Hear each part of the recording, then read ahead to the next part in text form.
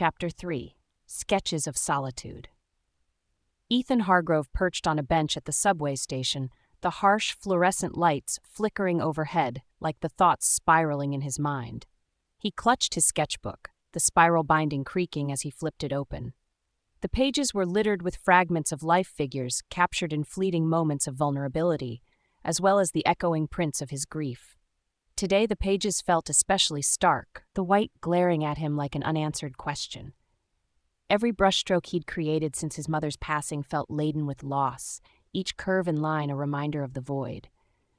Trying to find inspiration in the bustling crowd was like listening for a whisper in a roar. It was there, but elusive.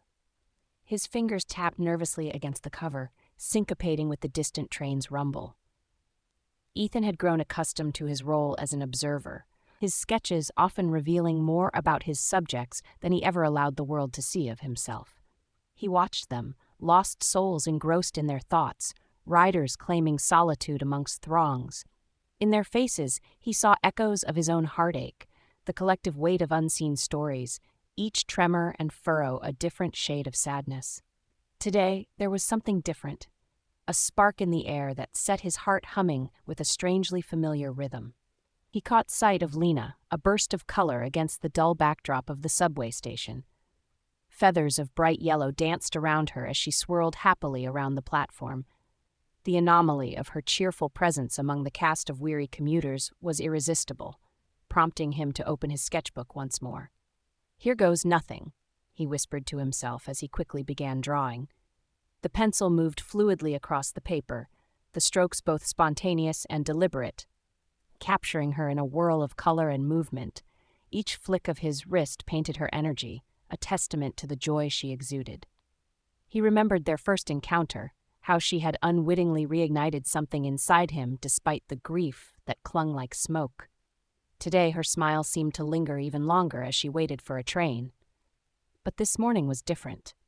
As he concentrated, Lena's smiling face morphed with the contours of his mind's sadness, merging them into a bittersweet reminder of his own struggle. It was uncomfortable yet liberating, an intricate dance between laughter and sorrow, a realization that solitude lived within the laughter shared among strangers. The train arrived, a cacophony of screeching metal and roaring wheels rattling through the stillness. Lena boarded, her bright attire a beacon that illuminated the depths of his introspection. Ethan hesitated, the urge to follow her locking his feet to the ground. What would he say? Would she even remember him? Their brief interaction sparked with quiet potential, but the thought of letting anyone in the fear of rejection and vulnerability held him captive. So instead, he chose his art, letting it speak for him with ease. Then her eyes caught something lying on the table beside her, a sketchbook, nearly abandoned but not entirely left alone, as if fate had deemed it important enough to rest momentarily in her presence. She flipped it open, and her heart raced as she recognized the raw energy spilling from the pages. "Where did this come from?" she murmured, a gentle smile creeping onto her lips. Strikingly familiar, the lines depicted a woman radiating joy, so alive it was impossible not to feel the artist's presence, as if Ethan had placed a part of himself in every mark. Yet the figure bore no name. There were no details save for those rendered in hues of sorrow and laughter that intertwined like the moments they held. She found herself immersed in the mental picture Ethan had painted. Lost in thought, she could see him crouched on a bench in the subway, pencil poised like a surgeon's scalpel, extracting the essence of trip and fall, and somehow it rekindled her resolve. "Maybe I can write again," she whispered, inspiration lighting a flame within her. The words might not flow yet, but in that moment, Isabel felt the reignition of possibility. Lena, meanwhile, stepped aboard the train, her heart pounding with a mixture of excitement and fear. Today felt different. After so many years of burying her own pain beneath layers of cheerful facades, the need to connect had never felt so urgent. It was even more poignant as Andrew's absence still echoed through Isabel's home, and Daniel's withdrawn demeanor felt like a lost chord. As she settled into a seat, her gaze met Ethan's for a heartbeat. "There's something special about this subway today," she thought, as the energy pulsating through its very existence vibrated in her bones. Despite the swaying of the subway along its path, Lena couldn't shake the stirring of past memories, of laughter, of loss, and scars she dared not touch. The train reached its next stop. Passengers shuffled in and out like pieces on a chessboard, yet she remained still, caught in a trance. She felt the familiar sharpness of her brother's absence weave through her heart. But instead of retreating, she leaned into it. Grief could be both a heavy weight and a connection yearning to be shared. Hadn't she worn her colorful attire to signify hope? Perhaps, she thought, glancing at Ethan again, it's time to share my burden with someone who might understand.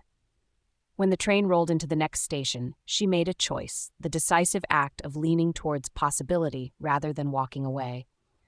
With her heart racing, she approached Ethan, wondering if he, too, felt the strange energy that strung them together.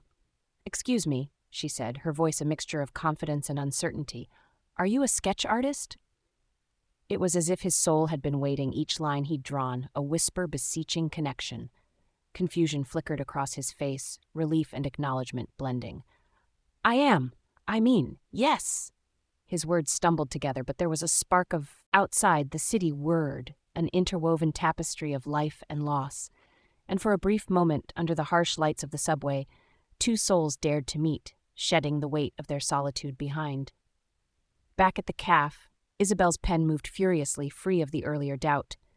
Pages filled with drafts, characters inspired by the sentiments of one raw drawing, and the warm pulse of community began extending from her heart outward, echoing the hopes of her characters in their shared grief. She paused, looking out the window towards the subway station, wondering what had ignited this sudden resurgence of creativity. Images of Ethan and his sketches danced through her mind, entwining with visions of Lena, their lives brushing against hers in ways she had never anticipated. Each moment was like adding another thread to her unfolding tapestry. Grief was heavy, but in the stillness, she found solace, a connection woven from solitude but anchored in renewal. Isabel softly smiled, spirits reconstructed, not perfected, but perhaps ready to reach for one another. As the day slipped towards dusk, a new beginning awaited, cloaked in the city's shadows, but within every shadow lay a spark waiting to ignite, waiting for its turn to be drawn. In this sprawling city teeming with ambiguity, the threads binding grief and affection crisscrossed through time, concluding in places unforeseen. Through scattered sketches and unscripted soliloquies, the journey unfolded, a fine line tracing between love and loss, beckoning their lives together while still learning to navigate the depths of solitude.